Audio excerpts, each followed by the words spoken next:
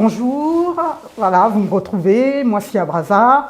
Merci d'être sur Digital Media Congo. Aujourd'hui, nous recevons de nouveau un écrivain, cette fois-ci une femme. On reçoit Sheila Fungi pour son dernier livre, son premier livre, qui est un magnifique livre que j'ai pu lire en live, qui s'intitule Alphonse Fungi, le parcours d'un homme intègre. Voilà, donc le livre est là et Sheila est là et va nous donner un peu plus de détails concernant ce très beau livre que j'ai eu l'occasion de vous lire en live, moi c'est Abraza. Bonjour Sheila. Bonjour Dani. Comment vas-tu? Ça va et vous? Ça va. On peut se tutoyer Sheila. Il n'y a pas de souci. Voilà, en tout cas, merci d'avoir accepté l'invitation de Digital Media Congo. J'ai lu ce très beau livre, Parcours d'un homme intègre. Je t'avouerai qu'il y a eu des parties, moi qui suis très sensible, où j'ai eu un peu les larmes, parce que je me suis dit, j'aurais aimé aussi écrire un livre sur mon père, mais mon père n'a pas eu un parcours politique comme le tien, donc j'aimerais que tu puisses expliquer un peu aux téléspectateurs qui était ton père, etc. Donc j'ai quelques questions à te poser très rapidement, mais avant tout, peux-tu te présenter, Sheila? Déjà, merci d'avoir bien voulu m'inviter sur ce plateau. C'est avec un réel plaisir que je suis là. Donc, moi, je suis Sheila Fungi, auteure de cet ouvrage, Alphonse Fungi, Parcours d'un homme intègre. Je suis également présidente de la dynamique des femmes Makwa, qui contribue à l'autonomisation des femmes et également à l'éveil à notre jeunesse, à nos enfants qui sont particulièrement orphelins. Et aussi, je suis auto-entrepreneur dans l'immobilier. Voilà, merci Sheila de t'être présentée rapidement. Alors, je vais peut-être me répéter, mais pourquoi avoir choisi d'écrire sur Monsieur Alphonse Fungi? Qui est-il, clairement, pour que les téléspectateurs puissent comprendre? Comment décrirais-tu Alphonse Fungi et pourquoi avoir choisi le titre Parcours d'un homme intègre? Alors, très, très bonne question, mais souvent posée dans mes cérémonies de dédicace. Donc, je vais d'abord commencer pour dire pourquoi, quelles sont les raisons qui m'ont motivée à écrire sur cet homme. Déjà parce que c'est mon père.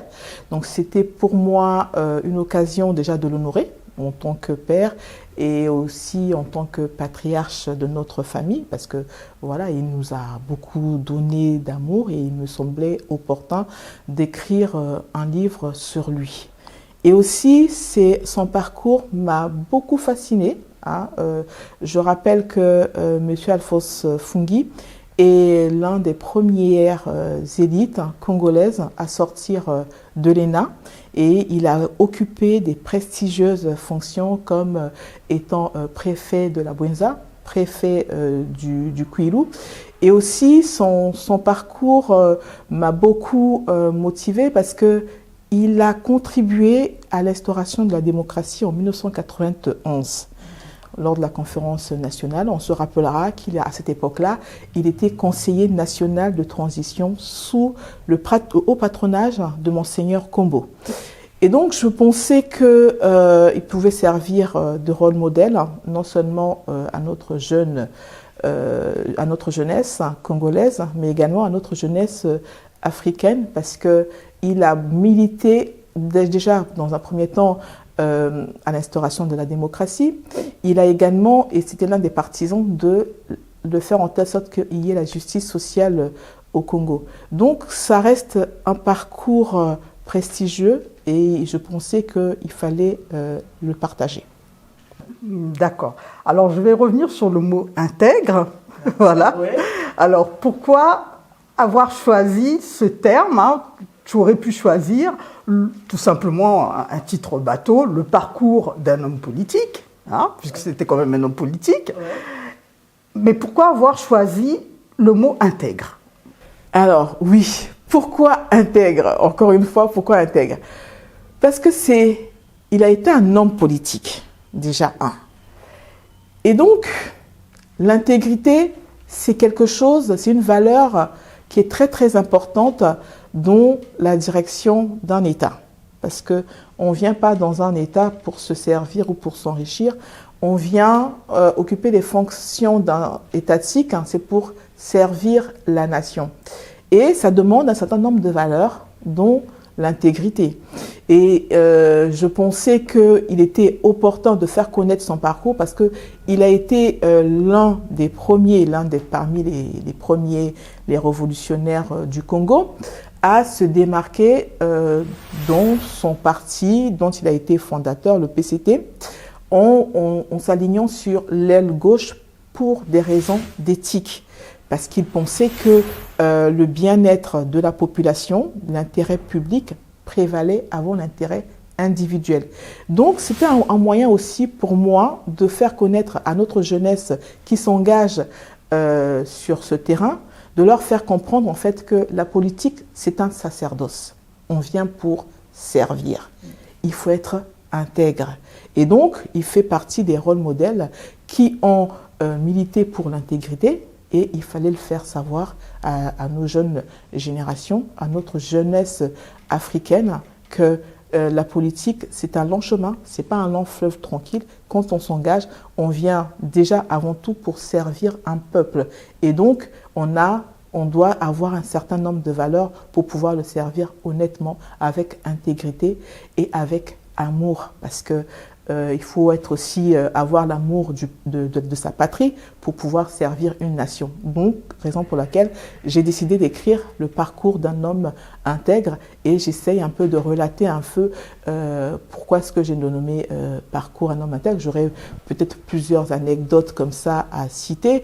Je me rappelle qu'en 82, quand on est arrivé ici en France, il avait cette possibilité-là, de se doter de tels services, de rouler peut-être par exemple dans les taxis, mais il avait par exemple choisi de rouler dans des métros comme tout autre citoyen, parce qu'il pensait que au-delà de ses fonctions, il y avait la population. Donc il se disait, si moi je me donne certains luxes et que ma population vit dans la misère, ça n'a aucun sens.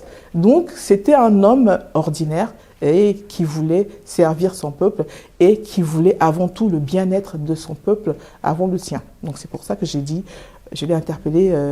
Effectivement, Sheila, moi j'ai lu le livre. Effectivement, au travers de tous les chapitres que j'ai pu lire et au travers, il a eu beaucoup de fonctions, de très hautes fonctions dans différentes régions du Congo, la Bouenza, le Kwilu, Brazzaville, même à la CEMAC. Et il y a eu des retours quand même positifs sur son intégrité. Et d'ailleurs, aujourd'hui, son intégrité est reconnue puisque dans la ville de Pointe-Noire, il y a une rue qui porte son nom vers le lycée Lumumba à Timbamba. Donc lorsque vous verrez le nom Alphonse Fungi sur Timbamba, c'est le nom du papa de Sheila Fungi qui est ici présente. Pour écrire ce livre, comme tout écrivain, il y a toujours une préface. Tu as choisi comme personne pour écrire cette préface. Ton père était entouré de beaucoup d'intellectuels et d'hommes politiques, mais tu as choisi Monsieur Ange Ondiembo. Pour quelle raison? Et qui est Ange Ondiembo? Alors, pourquoi avoir choisi Ange Ondiembo? Parce que c'est avant tout un écrivain. Un écrivain politologue de gauche qui a partagé pas mal de combats avec mon défunt père. Donc, raison pour laquelle, comme il est déjà doté d'une belle plume et qu'il a une expérience dans l'écriture et que il a traversé des moments difficiles dans le cadre de leur périple, j'ai pensé que c'était la personne appropriée pour préfacer ce livre. D'accord. Alors, au travers de ce livre dans lequel on voyage, moi j'ai voyagé, j'ai beaucoup appris, puisque je fais partie de ces Congolais qui n'ont pas beaucoup vécu au Congo, qui n'y sont même pas nés d'ailleurs. Et on se rend bien compte qu'au travers de ton livre, tu expliques quelque part l'histoire politique de ce pays, même avant un peu l'indépendance, et au jour d'aujourd'hui. Et par rapport à tous les périples qu'a traversé Monsieur Alphonse Fungi, il y a un moment donné où il a été incarcéré dans la prison de Wesso. Et c'était sous quel président de la République, M. Alphonse Fungui, avait été incarcéré à Ouessao? Combien de temps avait-il été incarcéré et pour quelles raisons? Alors, très bonne question. Alors, donc, c'est sous la présidence du président, commandant à l'époque, feu Marien Gouabi. Donc, comme je le disais tout à l'heure, il s'est aligné à un moment de sa vie à l'aile gauche du PCT pour des raisons d'éthique, parce que c'est des personnes qui militaient pour une justice sociale au Congo. Et compte tenu de ce fait, ils ont voulu faire entendre leur voix et ils se sont manifestés à travers un coup d'État qui a d'ailleurs été un échec. Et malheureusement, comme c'était un groupe de personnes, ils ont dû être incarcérés pour les écouter et aussi connaître en fait quelle était sa part de responsabilité. Donc il est resté, je pense, 9 mois et il a été tout de suite libéré parce que en fait son combat était purement idéologique. Et raison pour laquelle il a été gracié par le président Marien Gouabi et il a continué son chemin qu'il tenait tant. Et quel âge avait-il à l'époque à peu près lors de son emprisonnement à Ouessao? Alors, il sort de là dans les années 74. D'accord, donc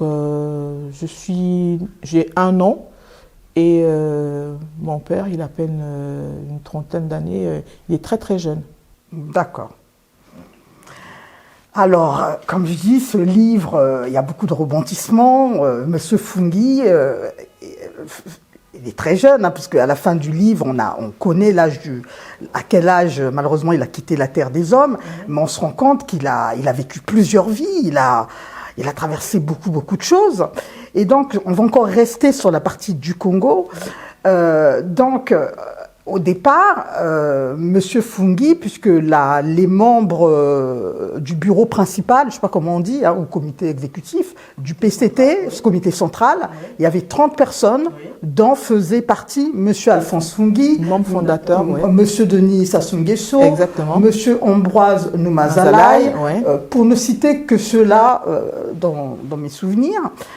Parmi les 30 membres qui composaient le comité exécutif, est-ce que aujourd'hui, il y a de ces personnes-là, comme on dirait en tant qu'Africain, ces papas-là, est-ce que toi, en tant qu'enfant d'Alphonse Fungui, as-tu des relations avec ces ex-collègues membres du PCT? Est-ce que tu as, d'une manière ou d'une autre, encore des relations? Est-ce qu'ils se rappellent, est-ce que ces personnes-là se rappellent de Monsieur Alphonse Fungui, qui a fait partie des leurs?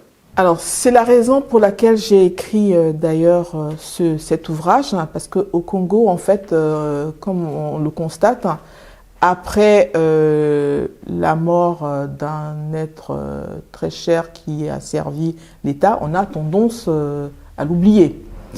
Et je pensais qu'il fallait quand même faire une petite piqûre de rappel parce qu'il a quand même servi l'État. Il n'a pas servi qu'un parti, mais il a quand même servi l'État.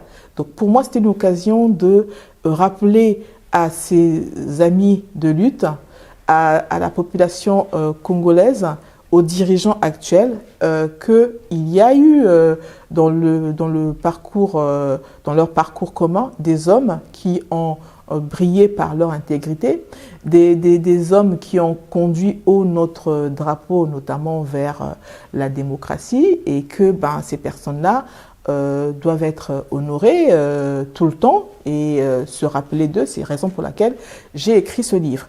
Alors, pour dire vrai, est-ce que je suis en contact avec ces anciens camarades du PCT? Je dirais non. Parce que il faut rappeler que en 89, mon père ne faisait plus partie du PCT. Il a pris un autre parcours, ce qui lui a permis d'ailleurs d'arriver à la conférence nationale et de faire entendre sa voix sur ce qu'il pensait en fait de l'avancée démocratique de notre pays. Donc voilà ce que je pouvais dire pour cette question. D'accord. Alors, on va toujours rester au Congo parce qu'il y aura une partie sur la France concernant M. Funghi. Alors, au début de ton livre, j'ai voyagé et je te remercie parce que j'ai pu découvrir Okia. Donc, je ne sais pas s'il y a... si tu as donné une signification que tu vas peut-être nous dire. Hein. Voilà, tu as donné la signification du nom de ce village, une petite bougarde de la grande ville de Makwa, hein, de la région de Makwa, dont est originaire ton papa et tes aïeux. Et au travers d'Okia, tu nous présentes ta famille, mais il y a aussi un personnage principal, central, c'est la sœur de ton père, puisque ton papa a perdu sa maman quand il avait que 4 ans. C'est ça. Dans Donc, au travers de la présentation d'Okia, on se rend bien compte que, moi j'ai trouvé dans cette présentation-là que les gens étaient heureux avec ce qu'ils avaient, ils vivaient dans la nature. Tu avais un grand-père qui était attaché à cette ville-là. Il n'avait jamais voulu, je crois, vivre dans d'autres villes que rester à Okia. Est-ce que toi, Sheila, tu as eu l'occasion de mettre pied à Okia? Alors, merci pour cette question. Oui, en effet, je me suis rendue à Okia, que j'aime beaucoup. C'est un village que j'ai aimé. Hein. Et d'ailleurs, comme vous le constatez, aujourd'hui, tout le monde revendique le bio. Oui. Ben, le bio, on le trouve à Makwa. On a du poisson frais, on a des légumes qui sont fraîches, elles ne sont pas des surgelés, on a de la viande fraîche, on a tout ce qui est frais, de l'air frais, parce que au Kia, à côté, il y a la rivière Likwala Moussaka. Donc on a de l'air frais, on a du poisson frais, on a cet espace vert qui nous fait rêver parce qu'il y a une belle forêt où on peut aller se détendre, où on peut aller chercher à s'inspirer. Voilà, c'est cet espace-là qui m'a plu et qui continue en fait jusqu'aujourd'hui à m'inspirer parce que quand j'écris mon livre, j'ai un regard un peu très intéressant et très historique parce que j'avais un attachement avec mon grand-père. Je revois encore les images comme si c'était hier. Donc effectivement, Okia, c'est un beau village, d'accord. Comme je l'ai dit tout à l'heure, Okia pour moi c'est du bio et Okia en réalité veut dire marché. Donc, parce que c'était un coin central où les villageois venaient de tous les bords se retrouver là, faire leur marché. Et c'est là que mon grand-père a décidé d'appeler ce beau village Okia. Et je rappelle en passant que c'est lors de ce marché, dans ce marché-là, qu'il a rencontré sa très chère tendre épouse, Otungu Léa. Donc Okia pour moi c'est voilà, c'est un village qui est très écologique et donc quand je suis ici, quand on parle de tout ce qui est écolo, ma pensée va vers ce village.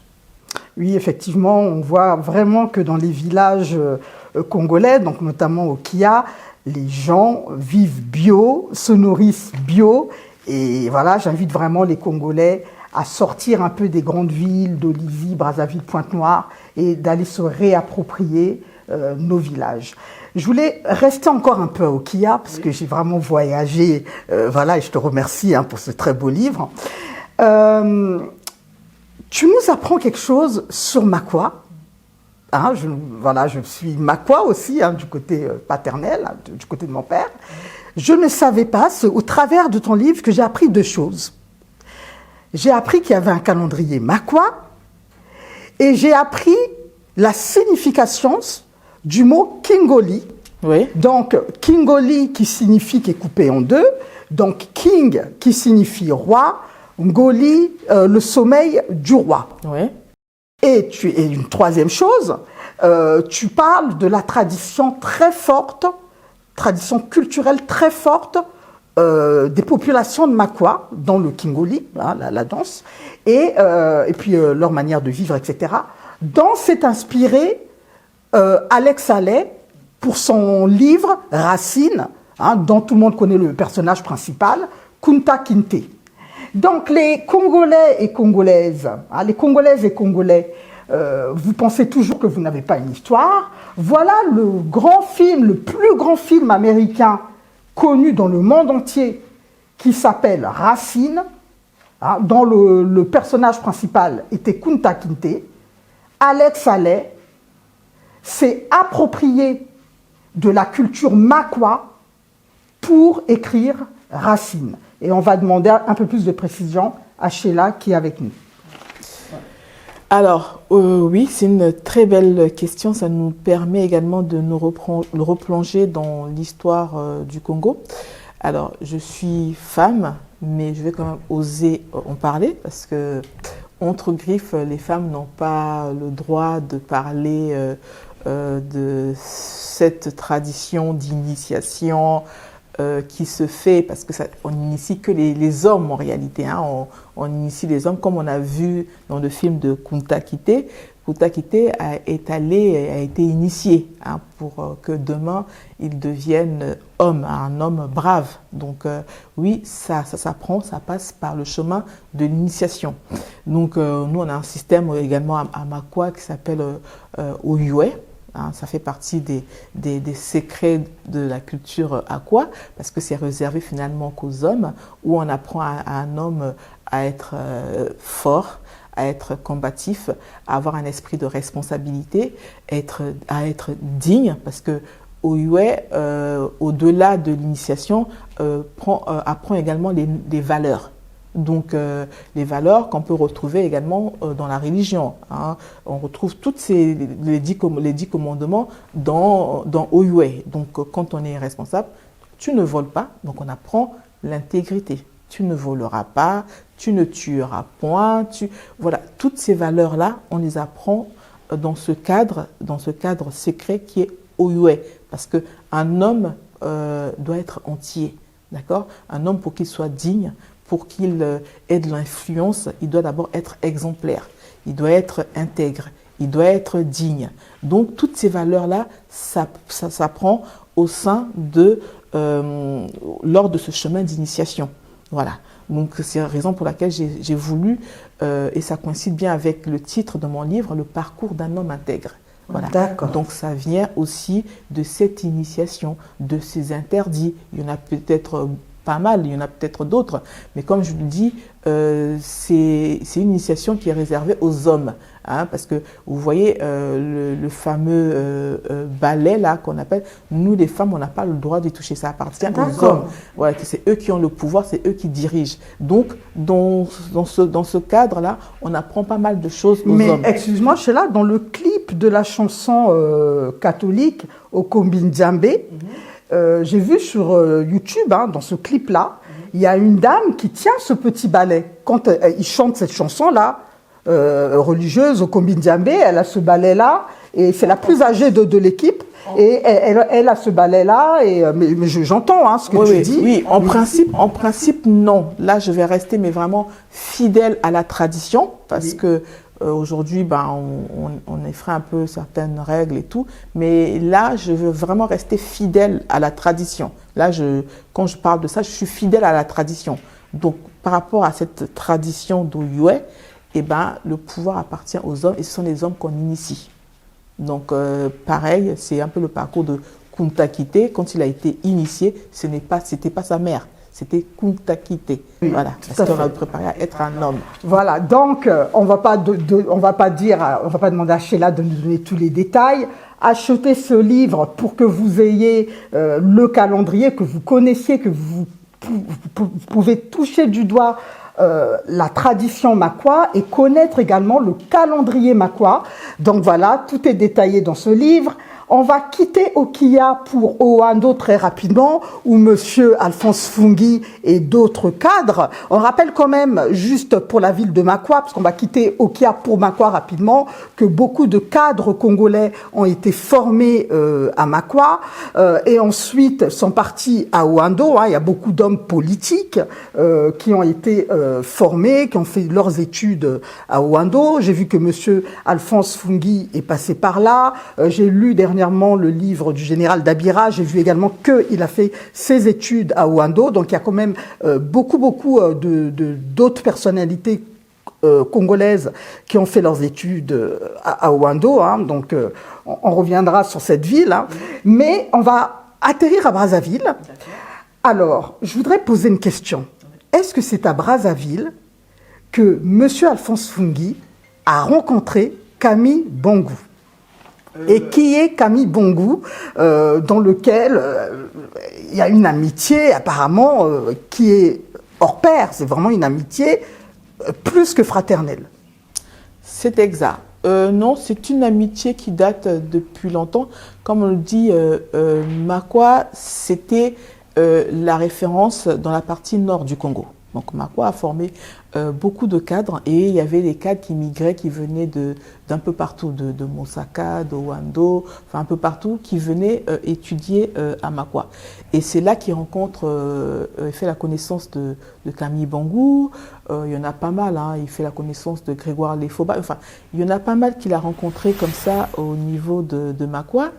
Et leur amitié s'est développée parce que ils avaient quelques points, ils avaient constaté qu'ils avaient des points communs.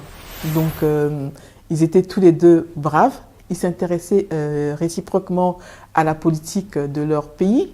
Et donc, au niveau des discussions, ils avaient des débats très prolongés, hein, qui duraient des heures et des heures, même jusqu'à 2 heures du matin. Ils aimaient bien débattre de l'avenir de leur pays. Et donc, partant de ce goût rapproché et de la politique de leur pays, ils ont continué à garder ces amitiés-là, parce que c'est des personnes qui étaient très ouvertes l'un à l'autre, ça conversait réciproquement, et, enfin, il n'y avait pas de sujet tabou. Et donc, ils ont eu un parcours commun. Donc, quand ils finissent avec Brazzaville, effectivement, ils atterrissent à Poto-Poto, à Brazzaville, hein, Poto-Poto, plus précisément le quartier phare, où la plupart de nos hommes politiques sont passés. On se rappellera que Henri Lopez est passé par là également. Il disait qu'il était moine à Poto-Poto. Voilà, donc c'était un peu le fief de nos éminents cadres qui venaient du Nord. Donc ils ont pu continuer à se familiariser, à se rencontrer et à continuer leur combat pour un idéal pour les Congolais. Et donc, ils ont eu les mêmes combats, ils ont eu les mêmes filiations, les mêmes goûts politiques, ils ont partagé les mêmes souffrances, les mêmes joies. Et c'est partant de là qu'ils ont tissé une amitié sincère et fidèle, et personne ne pouvait les séparer. C'est des personnes qui n'ont jamais pu... je ne sais pas s'ils ont déjà pu se séparer en aucune fois. Ils ont on sent au travers de ton livre que Camille Bongou a été présent à chaque étape. Vraiment, c'est une amitié extraordinaire. Hein. C'est vraiment un livre que je vous invite vraiment à lire, très honnêtement, à lire, à vous le procurer. C'est un livre magnifique, très bien écrit. Vous voyagez. Moi, je trouve que ce qui est beau dans la lecture, c'est de voyager. Alors, on va rester à Brazzaville encore, parce que M. Alphonse Fungui nous fait voyager finalement. Ouais. C'est également à Brazzaville qu'il rencontre ta maman, sauf erreur de ma part. C'est exact. Donc, ta maman qui travaillait, en tout cas au niveau de sa profession, elle travaillait à Radio Congo. Exactement. Donc, c'est sa voisine. Hein, c'est sa voisine, lui il est du côté, le côté père et ma mère est du côté impère. Donc ils partagent quasiment la même ruelle. Donc ils grandissent ensemble et tout ça. Comme on le dit si bien, l'homme ne doit pas rester seul. Il faudrait bien qu'il soit en compagnie d'une femme. Et lui, il avait porté son choix sur sa voisine, qu'il avait apprécié, qui avait des qualités très honorables. Et c'est ce qui l'a d'ailleurs poussé à aller vers ma défunte mère. Et c'est comme ça qu'a commencé leur relation. Et de leur union naît donc le premier fils, Yvan Serge Fungui. D'accord. Yvan Serge Fungui, qui me semble est un grand cadre dans le domaine de la banque. Hein. Je crois que c'est la BGFI. C'est le premier directeur congolais de la BGFI Banque. Voilà. Donc je vous invite, on ne va pas détailler toute la fratrie de Sheila Fungui, achetez le livre et vous aurez des détails. Alors, toujours sur Brazzaville, je l'ai dit en début d'interview, ton papa avait été emprisonné sous Marien Ngouabi quelques mois, près de 8-9 mois à Ouesso. Mais sous un autre président, il a été également incarcéré, je ne sais pas si je peux employer le terme garde à vue ou emprisonnement de quelques heures, hein, voilà, avec ta maman, c'est-à-dire que ton papa se baladait à Bakongo, ils se sont fait arrêter, monsieur et madame Alphonse Fungui se sont fait arrêter et ont été incarcérés. Sous quel président monsieur et Alphonse Fungui, madame et monsieur Alphonse Fungui se sont fait incarcérer dans une prison vers Bakongo, et quel était le président en place à ce moment-là? Alors, c'est lors de la guerre de 1997, hein, donc c'est sous l'égide de Pascal Lissouba. Donc, il y a eu une guerre civile, d'accord? Et voilà, on a connu des milices privées. Donc, c'est un emprisonnement qui a été accidentel, si je peux m'exprimer ainsi. Donc, on a eu des milices privées, il y a eu des ninjas d'un côté, les cobras d'un autre, et chaque camp recherchait un peu les militants du camp adversaire.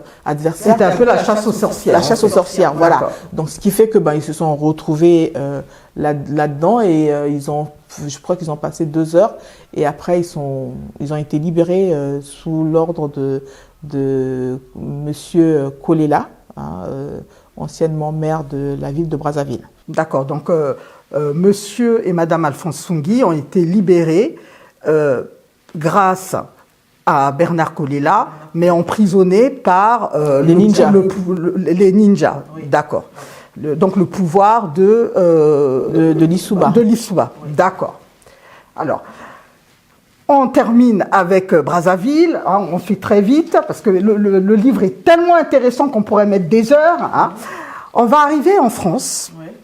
Alors, en France, monsieur Fungui est désormais en France, pour des raisons, on va dire, il avait déjà fait plusieurs voyages en Europe. Bon, à un moment donné, il décide finalement de venir se soigner en France. Et quand il vient se soigner, il décide finalement de te faire venir également, il me semble, tu faisais tes études, je crois, en Côte d'Ivoire. Il décide de te faire venir en France pour être à ses côtés. Quand tu retrouves ton père, qui vient te chercher à l'aéroport, quelle a été ta réaction? Alors, déjà, il vient ici pour des raisons de santé. D'accord? Donc, il m'annonce comme ça, là, ma santé se dégrade. Je suis obligée, parce qu'au niveau national, j'ai pas pu avoir le diagnostic approprié, donc la maladie continue à me ranger et je ne peux pas rester bras croisés. Je me rends en France pour essayer de refaire un diagnostic. Je dis OK. Et donc à mon arrivée en France, quand j'atterris à l'aéroport, alors c'était une grande émotion parce que en fait mon père était devant moi, mais je continuais à le chercher. D'accord, donc tu ne l'as pas reconnu. Elle ne donnera pas plus de détails. Achetez ce livre, il y a tous les détails. C'est très très bien détaillé. Et on va quasiment arriver à la fin de l'interview, quasiment. Juste pour revenir sur une question, si tu me le permets, Sheila, donc sur la partie du parcours du combattant au niveau médical et puis parallèlement tes études, là les personnes vont lire, acheter le livre, c'est un très très beau livre. On se rend compte quand même que sur son lit de malade, si tu me permets le terme, de quasiment son lit de mort, il pense à écrire à un grand homme politique. Qui était cet homme politique et pourquoi a-t-il choisi d'écrire à cet homme politique? Et ce courrier qui est authentique, qui est dans le livre, vous pourrez le lire. Sheila va juste répondre en une question, va dire à qui monsieur Alphonse Fungui avait écrit et pourquoi il avait choisi d'écrire à cet homme politique. Alors, c'est Ambroise Noumazalaï qui fut son mentor. Et donc, c'est lui un peu qui les a suivis parce qu'ils étaient très très jeunes hein, dans leur formation politique. Il était chargé de les encadrer. Et donc, c'est quelqu'un à qui, en fait, il devait un peu tout. Leur formation, leur évolution aussi. Voilà, c'est quand même quelqu'un qui était doté d'une certaine intégrité, il faut le rappeler. Donc, ça a été quelque part un rôle modèle pour eux hein, qui s'engageaient dans ce domaine de la politique. Et donc, dans son lit d'hôpital, il avait une forte pensée pour lui et il regrettait de ne pas le voir le dernier jour comme ça parce qu'il savait très bien pertinemment qu'il était en train de partir. Et donc, il a eu une très forte pensée pour cet homme qui a vraiment marqué sa vie politique. Très bien. Donc voilà, tout le détail hein, est mentionné là. Vous pourrez lire. Et d'ailleurs, c'est une spécificité, parce que j'ai lu beaucoup de livres, c'est une spécificité que j'ai trouvée uniquement auprès du livre de Sheila, c'est que dans sa conclusion, la conclusion a été faite par des témoignages de hauts dignitaires congolais, dont Grégoire Lefoba, dont beaucoup d'intellectuels, hein, Sylvain... Anton Zilekas. Voilà, vraiment des Sylvain Lekaka, hein, qui est docteur en droit privé, et j'en passe, hein, qui ont vraiment fait la conclusion du livre, au-delà des remerciements que Sheila a fait. Mais je vous invite vraiment à lire ce bouquin. Alors, comme Sheila, avant de terminer cette interview, je ne peux pas passer à côté de 2-3 questions concernant le pays en an 2025. Et comme ton père était un homme politique et que tu es la fille d'un homme politique, hein, il y a dans certains quartiers populaires du Congo, les gens disent « moi, n'a politicien, qu'un politicien ». Donc, c'est la raison pour laquelle je vais me permettre de te poser quelques questions. Que penses-tu du Congo aujourd'hui, en un seul mot? Résilient. D'accord. Alors, les élections présidentielles approchent à grands pas. En 2026, hein, normalement, on doit rentrer dans les élections, dans les élections présidentielles. Je crois qu'on doit nommer un président, voter un président en avril, je crois, en mars, d'accord, en mars 2026. Donc, ça arrive à grands pas. Parmi les hommes politiques que l'on voit là à l'heure actuelle, et le président actuel, très sincèrement, Sheila, j'aimerais que tu me répondes, parce que je sais que tu es quelqu'un d'honnête, hein, tu es quelqu'un de très franche, je sais que tu vas me répondre très honnêtement. Est-ce qu'à ton humble avis, là pour 2026, faut-il changer tout de suite de cap, et puis choisir, il y a quelques personnes qui parlent un peu sur les réseaux, donc est-ce qu'il faut prêter attention à ces personnes-là et se dire, bon, on va peut-être voter pour eux, ou voter pour donner encore une chance, ou voter pour l'homme actuel qui est le président Sassou Nguesso, ou as-tu une autre idée d'un homme politique qui pourrait, en 2026, se présenter ou pourrait prendre la tête de ce pays pour 2026? Alors, c'est une très très bonne question. Comme certains le disent, quand tu ne fais pas la politique elle finit par te faire. Donc, c'est pour ça qu'on s'intéresse à ce paysage-là pour savoir en fait qui incarne mieux le peuple congolais, qui peut mieux gouverner le Congo, qui peut nous produire des bons projets de développement. Donc, c'est la raison pour laquelle, avant de se prononcer sur un personnage, il est opportun déjà de tous les connaître, parce que je pense qu'on n'a pas encore eu la liste globale. Il faut tous les connaître, il faut apprendre de leurs projets, de ce qu'ils veulent faire du Congo demain, y compris le président de la République. Nous attendons en fait quel est le projet qu'il va proposer en mars 2026 pour les Congolais et aussi bien d'autres qui ont amour pour ce pays-là. Qu'est-ce qu'ils veulent pour le Congo? Qu'est-ce qu'ils nous proposent? Voilà, donc c'est intéressant hein, quand on a choisi le volet démocratique, hein, de faire une lecture globale, exhaustive de tous les candidats potentiels et d'en tirer une bonne conclusion pour l'avenir du Congo, parce que nous sommes tous animés d'une bonne volonté, c'est le Congo. Nous avons un seul drapeau, c'est le drapeau tricolore vert, jaune, rouge.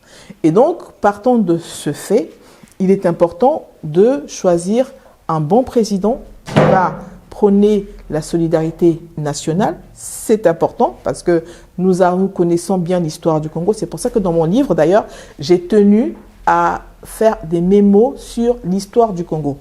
Parce qu'il y a eu des mots qui minent notre développement. Le tribalisme, ça on doit le savoir.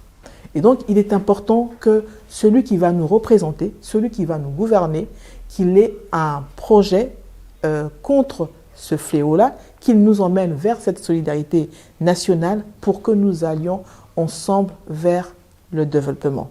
Donc à ce titre, je dis bien qu'il est opportun de faire une lecture globale, exhaustive, de tous les programmes qui vont nous être proposés. Parce que vous savez, en politique, il y a des fois des alliances qui peuvent se créer. Oui. Voilà.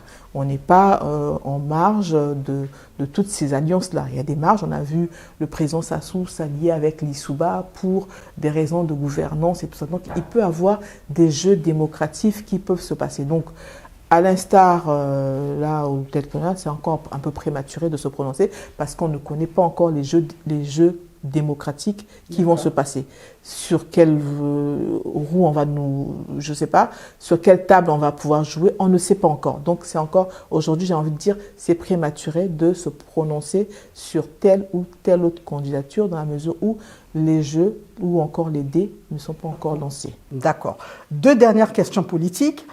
Là, c'est juste un retour en arrière par rapport à ton livre, hein, puisque il y a quand même un aspect politique malgré toi sur ton livre. On se rend bien compte, quand on lit ton livre, Sheila, parce que quand on est sur les réseaux sociaux, à l'heure actuelle, on regarde plus TikTok, Facebook, YouTube que la télévision.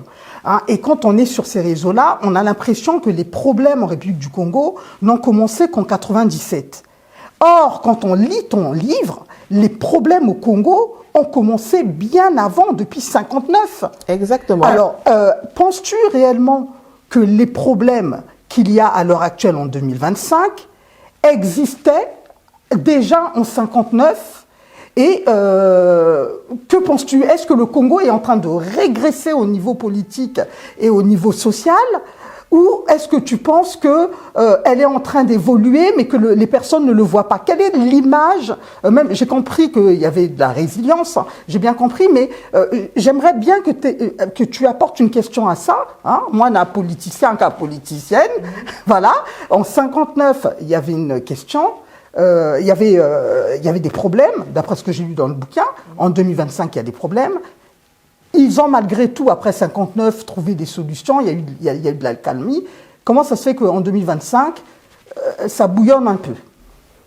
Alors, ça bouillonne, c'est peut-être vous qui le dites, hein, c'est toi qui le dis, Dani. Hein. Oui. Pour certains, ça bouillonne peut-être pas. Donc, les avis sont partagés. Oui. Je ne fais que relayer ce que je vois. Donc, quand je vois que sur les réseaux sociaux, ça bouillonne, donc c'est la raison pour laquelle je me permets d'employer ce terme.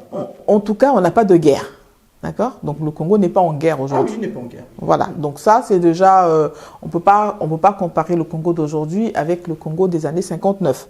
On ne peut pas comparer le Congo d'aujourd'hui avec le Congo des années 93 ou 97. D'accord ? Aujourd'hui, peut-être que c'est une instabilité peut-être précaire. Je n'en sais pas. Qui suis-je pour me prononcer sur l'avenir du Congo ? N'est-ce pas ? Donc, mais dans tous les cas, la situation que nous connaissons actuelle, elle est différente de celle que nous avons connue par le passé. D'accord ? En 59, on avait une guerre ethno-tribale et tout ça. Bon, on a vu, hein, c'est détaillé dans mon livre, je ne vais pas retracer ce que j'ai déjà écrit, il faut prendre connaissance. Et aujourd'hui, nous avons connu également la conférence nationale, ce qu'on n'avait pas connu avant. Donc, il y a eu la conférence nationale avec le vent de l'Est et tout ça. Et on a eu toute une panoplie des partis politiques, des choses qui n'ont jamais existé au Congo. Donc, j'ai envie de dire à chaque époque, ces événements. D'accord ? Donc, en 1991, on a connu cette époque de libéralisme. Et aujourd'hui, en 97, ce n'est ni plus ni moins la continuité d'un État qui est en quête de développement. Oui. Voilà, donc ça, c'est ce qu'il faut retenir. Et donc, ce n'est vraiment pas la même chose. Et donc, il faut plutôt, c'est aux Congolais plutôt de pouvoir s'aligner, parce que le Congo n'évolue pas en vase clos. C'est aux Congolais plutôt de pouvoir s'aligner pour être représentatifs, aussi bien sur le plan de vue régional que sur le plan de vue continental, et je dirais même international. C'est à nous de nous aligner. D'accord ? Voilà. Parce qu'aujourd'hui, on aspire à quoi? Ça, c'est une question qu'on doit se poser. On aspire à quoi? Si on aspire au développement, si on aspire à la démocratie, si on aspire au bien-être de la population, ben, il va falloir que nous y mettons à travailler pour que cela puisse arriver. Donc, j'ai envie de dire que c'est plus, nous ne sommes plus dans la même situation. Nous sommes dans une situation où le Congolais doit pouvoir s'adapter à l'évolution que l'on voit, parce qu'aujourd'hui on parle plus de l'écologie, on parle des énergies renouvelables, on parle, voilà, le monde est en train de changer et le Congo doit faire partie de ce changement. D'accord, merci en tout cas. On arrive à la dernière question. Comme pour tous les invités que l'on reçoit quand il s'agit du Congo, je te demanderai de me dire en un seul mot comme ce que représente pour toi le Congo, en un mot positif, le Congo, un mot négatif, le Congo. Alors, en un mot négatif, je dirais l'insécurité. Ça, c'est quelque chose qui me tient à cœur et qui me fait mal au cœur. C'est l'insécurité. Quand je vois le Congo, je pense insécurité. Et positivement, quand je vois le Congo, je pense résilience. Et donc, c'est tout à leur honneur, parce qu'on a traversé des moments durs, hein. Ça n'a toujours pas été un fleuve tranquille. On a connu des guerres, comme tu as su le dire, Dani. C'est depuis 59, on pensait que c'était seulement en 97, mais non, le Congo a traversé des dures épreuves. Et c'est pour ça que je dis que le Congolais est un peuple résilient, parce qu'il a connu beaucoup de guerres, mais malgré tout, ils essayent toujours d'aller de l'avant. Donc pour moi, c'est résilience et insécurité. Merci beaucoup Sheila. Alors merci beaucoup d'avoir suivi cette interview. Pour le livre, je vous invite vraiment à vous procurer ce très très beau livre de Sheila Fungui. Vous apprendrez beaucoup. Voilà, le titre s'intitule Alphonse Fungui, le parcours d'un homme intègre. Achetez ce livre et vous verrez que vous voyagerez comme j'ai pu voyager sans prendre l'avion. Voilà, Sheila n'est pas venue seule, elle est venue avec une surprise, un grand artiste de chez nous, voilà, qui va nous rejoindre. Voilà, j'ai une surprise pour vous. Sheila n'est pas venue seule, elle est venue avec un grand artiste de chez nous, voilà, qu'on n'a plus à présenter, mais je vous le présente quand même, Monsieur David Kassa, très grand chanteur de la musique traditionnelle de chez nous, en République du Congo, Congo-Brazzaville. Voilà, j'espère que ça vous fait plaisir de voir David Kassa avec nous. Et on va profiter, il a fait la surprise à Digital Media Congo, et Digital Media Congo est très honoré de le recevoir. Merci beaucoup David. Voilà, merci en tout cas d'être venu. On sait que vous êtes en plein préparatif de votre prochain album, d'où vos allers-retours entre l'Afrique et l'Europe.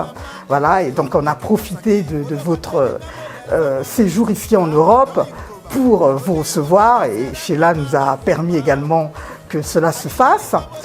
Alors, je vais vous poser une première question. Depuis combien de temps, ça fait combien d'années que vous chantez, vous êtes lancé dans la musique? Depuis mon enfance. Ouais. Je peux dire à partir de 6 ans, j'étais déjà musicien. D'accord. Ouais. Vous étiez musicien parce que vous chantez, vous avez choisi, vous avez opté de faire la chanson, ce qu'on appelle traditionnelle. Oui. C'est parce que vous avez vécu à Makwa, d'où vous êtes originaire, ou vous viviez déjà, par exemple, dans les grandes villes telles que Brazzaville et Pointe-Noire, et malgré tout, vous avez voulu chanter, faire ces musiques traditionnelles? Non, mais nous, on a hérité ça de nos parents. Papa fut un chanteur-danseur, maman également, donc Voilà, tout le monde est danseur, chanteur dans la famille. D'accord, donc vous avez baigné dans la musique traditionnelle. Comment concrètement, peut-être que nous, les simples auditeurs, hein, les mélomanes, on écoute vos chansons et on appelle, voilà, est-ce que les chansons que vous chantez, le type de chansons que vous chantez, ça s'appelle le Kingoli? Oh oui, le Kingoli. Ça s'appelle le Kingoli, d'accord. Et est-ce que vous confirmez que le Kingoli, la signification du mot Kingoli, c'est la signification qui a été indiquée dans ce livre? Dans ce livre, le Kingoli, ils ont indiqué, hein, l'auteur, chez Lafungi, a indiqué que le Kingoli signifie le sommeil du roi. C'est bien ça. C'est bien ça, Ah ouais. d'accord. Alors, en ayant lu le livre, et puis comme on prépare quand même les interviews hein, avec nos différents invités, je sais que dans une de vos chansons que j'aime beaucoup, qui s'appelle Adieu Pondo, vous avez dédié, hein, dans les dédicaces, hein, comme beaucoup de chanteurs congolais, vous avez cette habitude de dédicacer quelquefois des personnes, et vous avez dédicacé dans Adieu Pondo, Monsieur Alphonse Fungi, voilà, qui nous a malheureusement quittés en 2004, sauf erreur de ma part. Voilà, vous avez dédicacé Monsieur Alphonse Fungi et vous l'avez dédicacé au moment de la sortie de ce livre. Voilà, c'était, vous savez que ce livre allait sortir et vous avez voulu rendre hommage à Monsieur Alphonse Fungi. Quelle était la corrélation entre le moment de cette dédicace et puis la sortie du livre? Est-ce que ça a coïncidé, c'était un hasard, ou est-ce que vous saviez que ce livre était en préparation? D'accord, merci pour la question. Bon, d'abord, Alphonse Fungi, c'est un patriarche pour nous les Makois et un grand cadre. Donc voilà pourquoi quand j'ai chanté la chanson là dédiée à mon propre grand frère qui est Pondo, il fallait penser à nos morts qui sont des parents de Makois et d'autres. Voilà. Après, du coup, il y avait aussi la sortie du livre. Et puis voilà. D'accord. Donc vous voyez, hein, donc, comme je vous l'ai dit, il faut vraiment acheter ce livre parce que c'est un livre qui a été très travaillé, très réfléchi et authentique. Hein. C'est tellement authentique, comme vous l'a rappelé l'artiste, hein, qui est, lui il l'a dit en tant qu'artiste, et puis en tant qu'une personne du terroir, si je peux dire, que Monsieur Alphonse Fungi était un patriarche et une personne, une autorité, un dignitaire de la ville de Makwa et de la zone. Alors, j'ai quelques questions polémiques à poser, ça va être très rapide, David. Tu vas me permettre de te tutoyer, je me sens beaucoup plus à l'aise dans le tutoiement. Hein.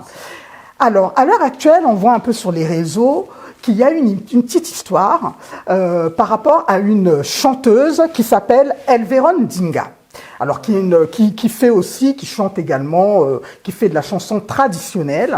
Et visiblement, bon, ça c'est un peu le problème actuel, hein, c'est-à-dire qu'il y a des personnes qui prennent des photos, des vidéos des personnes et qui les balancent à n'importe qui. Et à l'heure actuelle, il y a une personne qui porte le même nom que vous, qui est impliquée, qui serait impliquée dans cette histoire, qui est derrière les barreaux. Est-ce que c'est une personne que vous connaissez puisqu'il porte le même nom que vous? Ah oui, c'est mon fils, le fils de mon frère. D'accord. Sérol Kassa. Sérol Kassa, ouais, d'accord. C'est mon fils. D'accord, c'est votre fils. Ouais. Les Français diraient neveu, mais neveu, nous, on reste voilà, africains. Voilà. C'est votre fils. Ouais. D'accord. Alors, je ne vais pas vous demander on laisse la loi travailler là-dessus, mais en tant que chanteuse, que pensez-vous de Elveron Dinga? Est-ce que vous écoutez ses chansons? Est-ce que vous avez déjà fait des featuring avec Elveron Dinga? Que pensez-vous d'elle en qualité d'artiste de chansons traditionnelles, elle aussi ayant fait le choix de faire du Kingoli? Merci. Bon, pour votre information, Sérol Kassa a été libéré. Ah, très bonne nouvelle. Ouais. Et Elveron aussi, c'est moi qui l'ai formée. Elle chantait avant avec moi et après, du coup, elle était obligée de sortir et faire son orchestre. Voilà.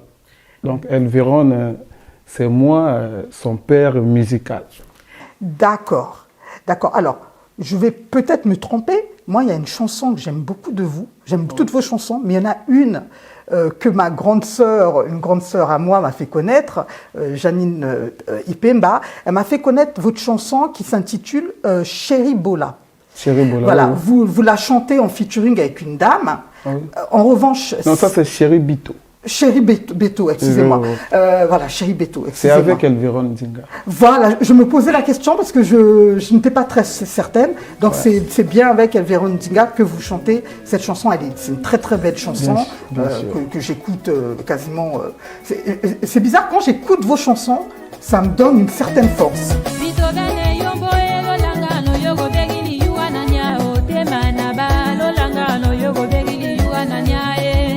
Angelele Bamba Elviron joué.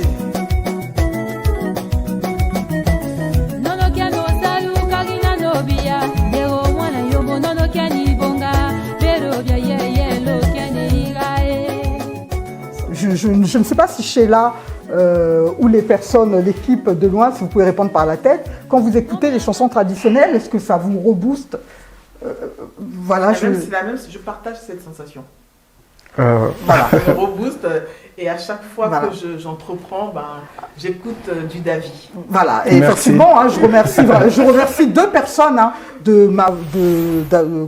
des personnes qui ont fait que je connaisse vos chansons, que je vous connaisse. Donc moi, c'est Janine Ipemba qui a fait que je vous connaisse, qui m'a dit « Faut que tu écoutes tes chansons, quoi ?» Et j'ai commencé à vous écouter. Et puis Adieu Pando, que j'écoute tous les jours maintenant, c'est grâce à Sheila. Et voilà, moi j'aimerais bien que vous nous chantonnez un peu Adieu Pando et faire plaisir un peu aux spectateurs. Voilà. Si vous le voulez bien. Oweka momi no yinga na bana badia ninga hoyiwinda pondo nidia ba pondo evuye yenga baseba vula nidia ba pondo ipondo no kena lunga le kari no bogo apondo nga Davi kasa nidia no bi yaye otema Alphonse fungi kere no va papa otema Sheila fungi na janobe papa ye otema jingokoro kere no vego otema mwasi ya braza na janobe papa ye okesi ombori kirile janobe apondo no kena lunga le kari no be Alphonse fungi ya mandora na kena lunga mwene kasale ya mandora na kena lunga pondo jayo bobo Akonde Balé Chogoye. Merci. Je m'arrête par là. Merci en tout cas, Davi Kassa, de nous avoir fait ce petit cadeau, de vous entendre en live, en direct. Qu'est-ce que vous avez? Est-ce que vous avez un message à donner aux Congolaises et aux Congolais qui vous écoutent et à vos actualités, prochaines actualités? Est-ce que vous comptez peut-être rester dans les prochains mois en France, faire un spectacle? Est-ce que vous pouvez nous donner un peu plus, nous parler un peu de votre actualité? Oui, le message est que actuellement, Davi Kassa et Kingolé Universel, nous sommes en studio, en train de préparer un maxi single, Stèle des guerriers, dédié uniquement à nos morts, et puis en train de chercher un producteur digne pour nous produire ici en France, dans les jours à venir, bien sûr. Voilà. D'accord, donc chères spectatrices et spectateurs, vous avez entendu l'artiste Davi Kassa qui lance un appel, qui recherche un producteur digne de ce nom pour les accompagner dans leurs projets musicaux. Et donc toutes les personnes intéressées, n'hésitez pas à vous rapprocher de Digital Media Congo et nous ferons sans problème le relais. Merci. Voilà, merci en tout cas Sheila Fungi d'être venue chez Digital Media Congo. Ça a été un plaisir de te recevoir. Merci infiniment Davi Kassa d'avoir accepté de venir auprès de Digital Congo. On te recevra bien évidemment très prochainement dès lors que tu as un projet, parce que je sais qu'il y a un album qui est en cours. N'hésite pas à venir vers nous, mais on reviendra vers toi. On suivra tes actualités. Et puis merci de m'avoir fait ce petit plaisir d'avoir dédicacé mon petit papa qui est là-haut au ciel et d'avoir dédicacé Papa Fungi également. Voilà, en tout cas, Bon week-end à tous. Merci beaucoup aux Congolaises et aux Congolais et bonne journée à tous.